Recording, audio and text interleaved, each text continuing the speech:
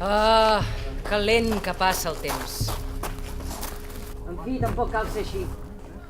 Els habitants de Tous, per cruels que fossin en aquelles guerres, bé es mereixen una estona, gaudint de bona salut. Es pot saber què hi feu vosaltres aquí? Xxt! Sou els primers que em descobriu. No digueu res. Aquí tothom m'anomena el cavaller misteriós i així vull que continuï sent. Per tant, calleu i no mogueu ni un dit fins que decideixi què farem vosaltres. Mentrestant, el poble s'adorm i el mal es comença a escampar. Perquè la crueltat amb la que van actuar els vostres avantpassats amb els meus no pot quedar sense càstig. Només els forasters us lliurareu de la meva revenja. El primer cop que vaig arribar al poble ja fosquejava. Reduint el galop fins a cavalcar en pas ferm, vaig tombar pel carrer Major. I de les 4 ànimes que en aquella hora rondaven per allà, només el Martí Geperut gosà mirar-me fixament, enlluernat per la ràfaga de llum que m'envoltava. Fins que no vaig enfilar a la costa del castell, no s'adonaren del rastre de sang que deixava el meu cavall en la petjada. Ningú no havia vist una silueta similar a la d'aquell misteriós cavaller. Cavaller. I començaren les especulacions sobre qui podia ser i per què cavalcava un animal ensagnat. Llavors, vaig visualitzar com la mainada intentava apropar-se al castell per tal de veure-m'hi. Però alguna bellota els barrà el pas i tot renyant-los els feu tornar cap a casa. Era juliol i en aquella hora els homes tornaven del camp i s'afegien a les converses, tot ampliant les hipòtesis sobre qui podia ser. Ah, jo crec que aquest, jo crec que aquell, amb tot el rebombori.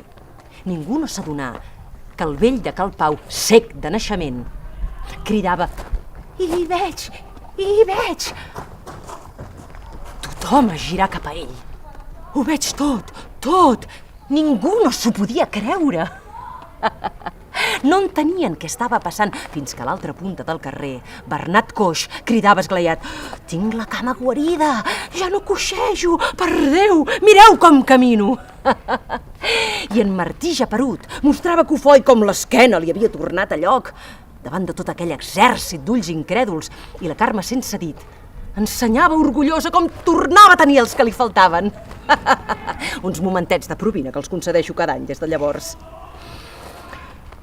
Amb tota l'eufòria, mentre els grans brindaven i ballaven, vaig tornar a visualitzar com la mainada remenava amb un bastó les petjades del meu cavall, on encara s'hi podia veure la sang.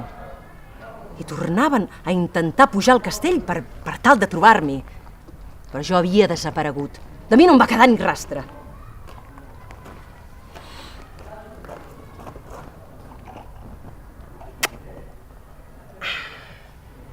Quan la festa hagué acabat, tothom tornà cap a casa.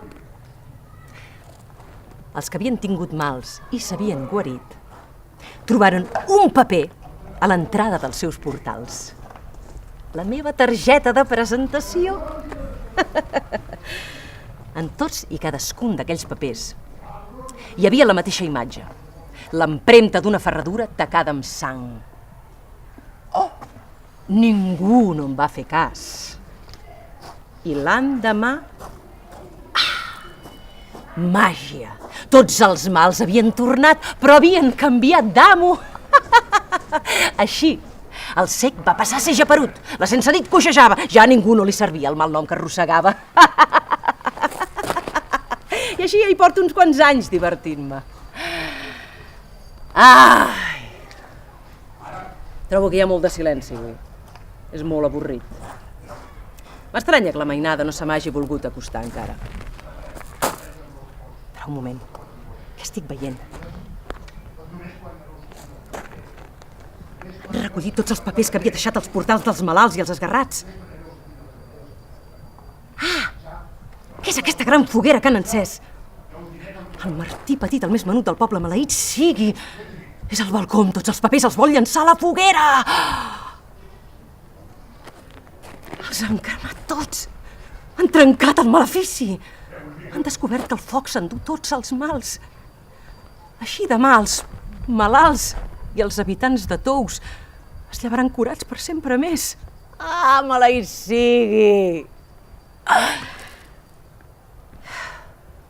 Potser ha arribat l'hora de fer les paus i desaparèixer. Abans, però, us concediré un últim desig si prometeu no revelar mai la meva identitat. Escriviu les vostres pors en un paper i llanceu-les al foc. Que jo, el cavaller misteriós, m'encarregaré que desapareguin per sempre més.